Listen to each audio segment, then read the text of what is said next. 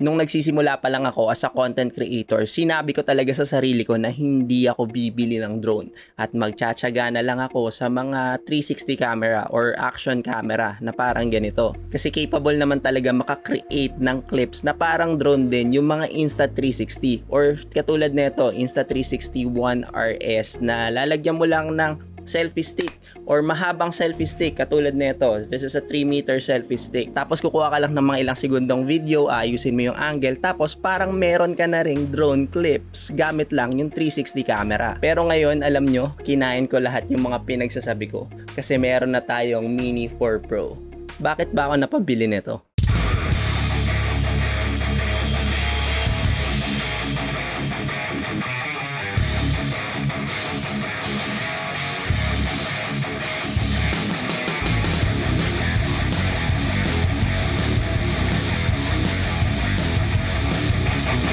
What is up guys, Hate here and welcome to another video. Alam nyo ba na ayaw ko ng drone noon?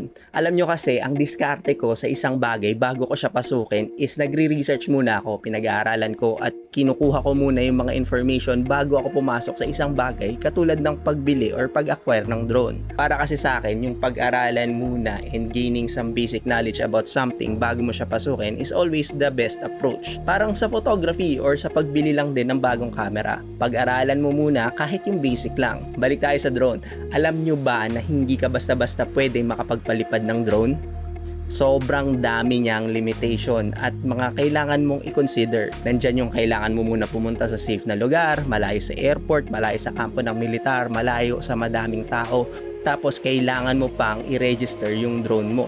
Tapos kailangan mo din kumuha ng lisensya sa CAAP or Civil Aviation Authority of the Philippines. Iisipin mo yung safety ng mga tao sa paligid mo at iisipin mo din yung safety ng drone mo. Sabi ko noon, napakadaming kailangan i-consider para lang sa isang drone clip para sa video content natin na wala naman masyadong nanonood dito sa YouTube. Bakit pa ako bibili ng drone, di ba? Hindi lahat ng drone is kailangan ng lisensya at registration na kagaya ng mga nabanggit ko. Lalo na dito sa Pilipinas. Meron din naman kasing mga mini drone na 249 grams below na consider lang as toy drone or yung mga parang laruan lang. Pero syempre, yung features nun ay hindi kasing ganda ng mga malalaking drone. Wala din siya ng mga safety features like obstacle avoidance at hindi rin siya stable pag pinalipad mo. Not to mention, yung video and photo capabilities nun is hindi ganun kagandahan o medyo-medyo lang. Idagdag mo pa yung kailangan mo din ng drone pilot skill para mapalipad siya sa limited na oras dahil nga sa maliit lang siya, maliit lang din yung battery capacity niya. Ang daming hassle, di ba? So bakit ko pasasakitin yung ulo ko to gain a drone skill?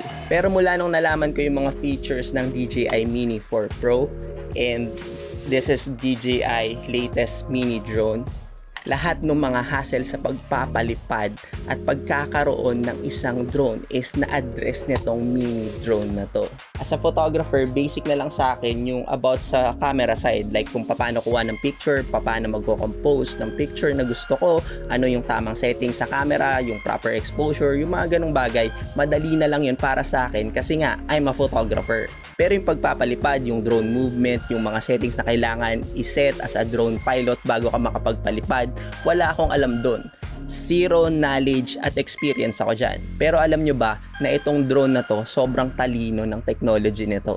Sa sobrang talino ng AI niya, pwedeng-pwede siya sa mga katulad ko na bobo pa pagdating sa drone. This drone is packed with 360-degree sensor for obstacle avoidance. Tapos, more than 30 minutes ang flight time nito. At na-mention ko na ba na yung quality ng camera nito for video and for photography is the best. Parang camera na din talaga na lumilipad. Tapos pasok siya sa drone na hindi na kailangan ng lisensya kasi consider siya as toy drone lang. Nga pala, syempre bago kayo magpalipad ng drone, take extra caution.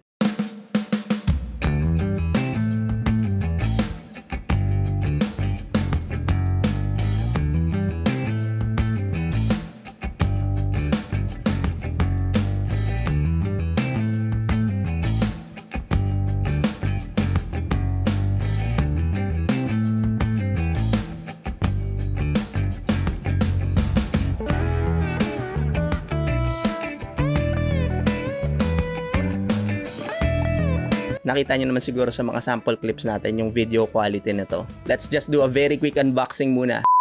This is the Flymore Combo Plus Edition. Without further ado, let's just do a very quick unboxing. Yeah. Let's open it. So this is the controller, the battery. This is the drone. Here's the accessories, the extra propellers. So there. This is a very good bag from DJI. So it comes with 6 sets of propellers or extra props. And this is the manual. It comes with 2 cables and a mini screwdriver. So the difference between the Flymore Combo and the Flymore Combo Plus is that these batteries is the extended battery. So the drone, based on specs, will last for 40 to 45 minutes with this kind of battery. All the batteries here is the extended batteries compared to the standard battery with a flight time of 30 to 35 minutes, I guess. I got this drone on a promo sale from JG Superstore during the Photo World Asia 2024. The drone itself is very small. Kung nakikita nyo naman siguro kapag tinupi natin siya, sobrang liit na lang. Diba? Look at that. Meron din siya nitong latest DJI RC2 controller. So hindi na natin kailangan ng mga magkabit-kabit pa ng cellphone for the screen kasi meron na siyang sariling screen. Ipa-power up mo lang controller niya, tapos i-power up mo yung drone, then hintayin mo mag-update yung home point, tapos ready ka na agad magpalipad. Sa separate video na lang yung diskarte ko kung paano ako nagpapalipad ng drone. Kasi sa video na to, gusto ko lang i-share talaga sa inyo itong drone technology natin ngayon na very much capable na talaga yung camera niya. Para kang merong flying camera that is very useful para sa mga photographer na katulad natin. Yung camera sensor nito ay wala pang 1 inch pero parang 1 inch na din kasi 1/1.3 inch. And yung aperture ng camera niya is f1.7 kaya maganda talaga siya sa low light. Fix yung aperture niya pero meron kang pwedeng mabili na mga filter para kahit papano is makontrol mo yung aperture. This is a DJI Mini 4 Pro filter. This is from Start. Hindi ko alam kung paano to pinopronounce. Basta ito. Ilalagay ko na lang rin yung link nito sa baba kung gusto nyong bumili. Ilalagay ko na lang rin yung link para dito sa drone natin para makita nyo yung full specification niya tsaka yung price niya sa description ng video na to sa baba. Yung ISO and shutter speed niya pala kasama yung white balance is pwede mo rin mabago manually. Parang sa camera na talaga. Capable din siya to shoot RAW or yung DNG na file, kaya the best and very capable talaga yung mga quality ng photos resolution ng drone na to. Siguro kailangan lang talaga is familiarization sa pagpapalipad nito tsaka maraming experience para ma-master talaga natin yung paggamit nitong flying camera na to. I-share ko lang rin yung isa experience ko dito nung sinubukan ko yung active track niya kung saan yun yung isa sa mga feature nito na susundan ka ng drone. Nag-crash siya. Pero dahil nga magaan lang siya at swerte na din na hindi siya sa semento bumagsak, kaya okay pa rin naman siya. Tingin ko kaya siya bumagsak kasi kasalanan ko din kasi masyado akong mabilis sa motor tapos hindi siya nakapag-react agad. Parang nalito siya kung anong gagawin niya. So ayun, nag-crash. So hindi ko na ulitin yung ganun ka-aggressive na active track siguro. Imagine having a camera that can fly tapos maliit lang din siya. Yung preparation bago makapagpalipad ay saglit lang din. More or less 1 minute nga lang siguro. Matagal din yung flight time niya at tad-tad siya ng safety features para sa mga beginners. As a photographer, masasabi ko din na isa na to sa mga best camera na meron ako. Siguro sa next episode, itetest natin siya sa Bantayan Island.